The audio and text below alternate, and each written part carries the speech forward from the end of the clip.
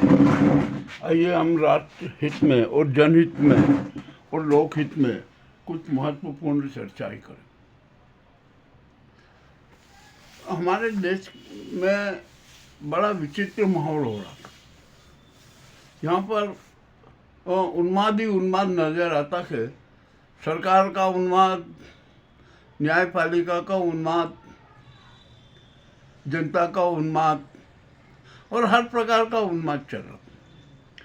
सत्ता के अहंकार में क्या क्या हो रहा है ये किसी से छिपा नहीं है और कोई अपनी जवाबदेही भी नहीं समझ रहा है, ये भी स्पष्ट बात है।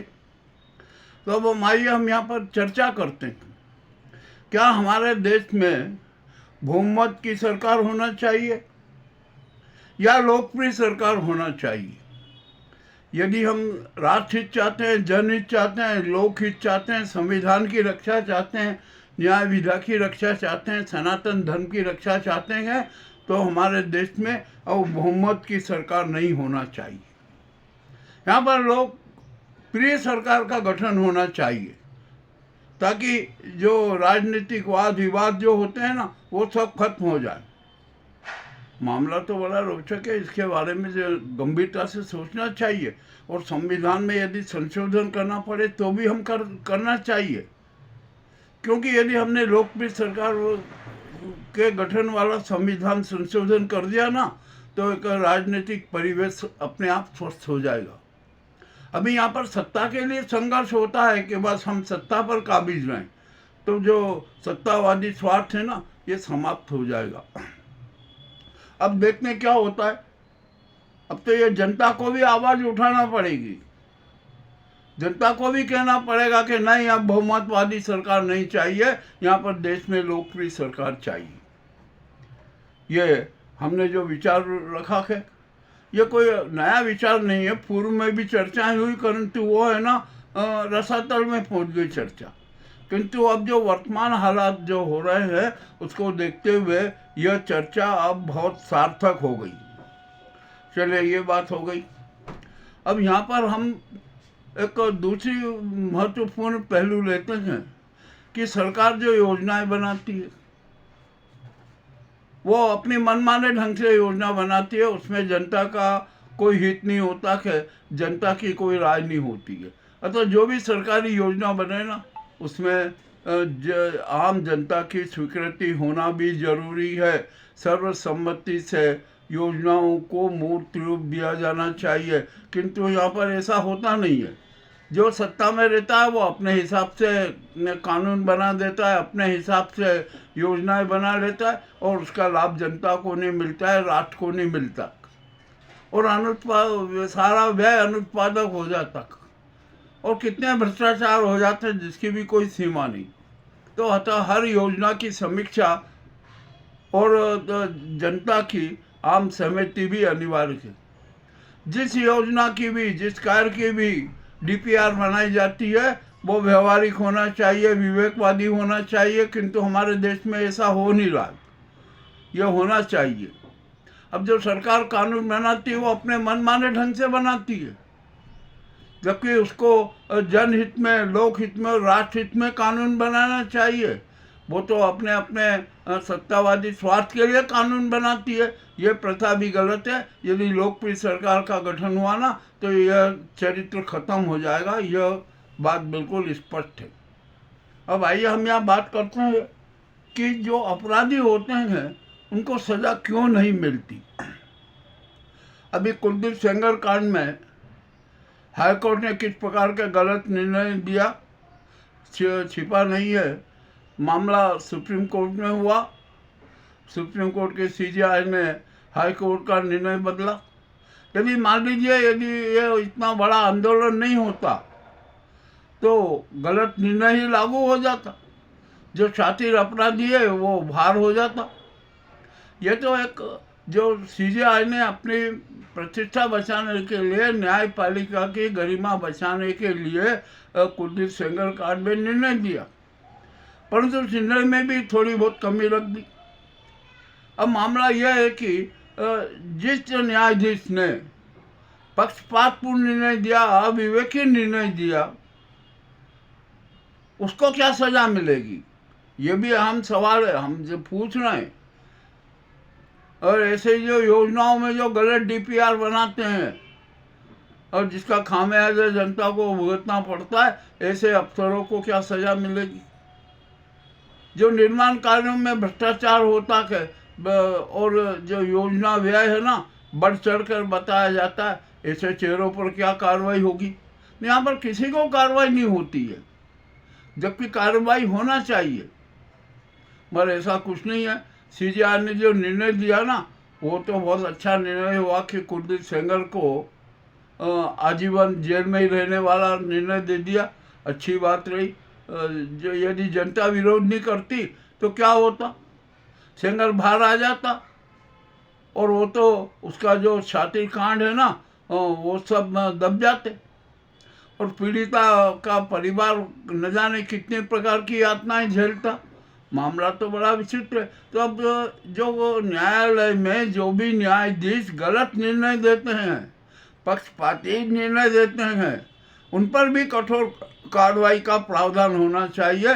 सीजीआई इस मामले में भी कठोर कदम उठाए, ये भी बहुत जरूरी है। ऐसा यदि नहीं हुआ ना तो मामला विचित्र हो जाता है। अब आइए हम यहाँ पर पुलिस की बात करते हैं। पुलिस में तो सबसे ज़्यादा करप्शन होता है, सबसे ज़्यादा भ्रष्टाचार होता है। सत्य की खूब हत्या होती है। अच्छे अच्छे अपराधी बरी हो जाते हैं न्यायालय से। उसका एक प्रमुख कारण होता है अपूर्ण एवं अक्षम अनुसंधान। तो हम यहाँ पुलिस में भी, पुलिस व्यवस्था में भी ऐसा होना चाहिए कि जिस अनुसंधान अधिकारी ने पक्षपात निर्णय दिया, अपूर्ण निर्णय दिया, साक्ष्यों को छोड़ के को दरकिनार करके जो अपना अनुसंधान प्रस्तुत किया, ऐसे अनुसंधानकर्ता को भी सजा होना चाहिए। ये भी एक जरूरी प्रावधान है। अब तो मामला बड़ा विचित्र है। यहाँ पर रेपिस्ट छूट रहे, अपराधी बरी हो रहे, सत्य की हत्या हो रही है और हम यहाँ पर चुपचाप बैठे हुए हैं, सिर झुकाए हुए बैठे रहते हैं, कहते हुआ क्षणिक हम प्रतिक्रिया देते हैं, बाद में सब भूल जाते हैं। तो आखिरकार ये होगा क्या भाई? सुप्रीम कोर्ट ने, अब जो सीजीआई ने कुलदीप सेंगर में जो निर्णय दिया, उन्होंने जो न्यायाधीश के जो पक्षपातपूर्ण निर्णय दिया था, अविवेकी निर्णय दिया था, उसकी समीक्षा तो की, उसकी समीक्षा की और जो सत्य था वो निर्णय दे दिया। परंतु ये निर्णय देना काफ़ी नहीं है। आपने निर्णय दे दिया, ठीक है, वो जेल में रहेगा, परंतु उसकी जो गैंग है, उसकी जो शातिर गैंग है, वो तो अपने कार्य करती रहेगी ना। अब क्या मान लीजिए आपने जो कुलदीप सेंगर आजीवन जेल में रहेगा, तो क्या उसकी गैंग चुपचाप बैठेगी? वो तो शातिर अपराध करवाएगी ना, वो तो करेगी शातिर अपराध। तो इस मामले में यह भी निर्णय दिया जाना चाहिए कि यदि अविवेकी निर्णय देता है कोई भी न्यायाधीश, तो उसके खिलाफ भी कठोर से कठोर कार्रवाई की जाएगी। ऐसा होना चाहिए न्याय विधा में प्रावधान। अब ठीक है भाई, जो होता है। अब मान लीजिए जो जांच एजेंसी है, सीबीआई है, ईडी है, ये कितना पक्षपातपूर्ण जांच करती है। बड़े बड़े सेटलमेंट हो जाते हैं, सब कुछ हो जाता है, भारी भ्रष्टाचार हो जाता है। तो आखिरकार इसके लिए जवाबदार भी तो उन्हीं को होना चाहिए ना। तो जो जैसे सीबीआई है, ईडी है और सीवीसी है, और भी जो अन्य संस्थाएं, ईओडब्ल्यू है, यदि ये पक्षपातपूर्ण अनुसंधान करती है, पक्षपातपूर्ण निर्णय प्रस्तुत करती है, तो उसके खिलाफ भी कार्रवाई होना चाहिए। यदि ऐसी व्यवस्था लागू हो गई ना, तो देश में कोई भी सत्य की हत्या नहीं कर पाएगा। परंतु अभी कुछ व्यवस्था है ही नहीं, कहीं कुछ कानून नहीं है कि ऐसा कि जो भी गलत काम करेगा उसको सजा मिलेगी। मैं एक प्रत्यक्ष उदाहरण दे रहा हूँ। हमारा उज्जैन है, मध्य प्रदेश में उज्जैन है, और वहाँ पर क्षिप्रा नदी बहती। क्षिप्रा नदी पर एक छोटी रपट थी। अब उसको तो तोड़कर बड़ा पुल बनाने की बात की। मगर जहाँ जो शिप्रा की रपट थी उसके पास में ही भोज राजा भोज की भोजशाला की अनुकृति विद्यमान थी, बहुत शानदार थी और पुरातत्व विभाग की धरोहर थी। तो जो बड़े पुल का जो निर्माण की योजना डीपीआर बनी ना, उसमें भी बड़े अभिव्यक्त नजर आई। अरे जो पुरातत्व की ऐतिहासिक धरोहर थी आपने उसको भी तोड़ दी, खंडित कर दी।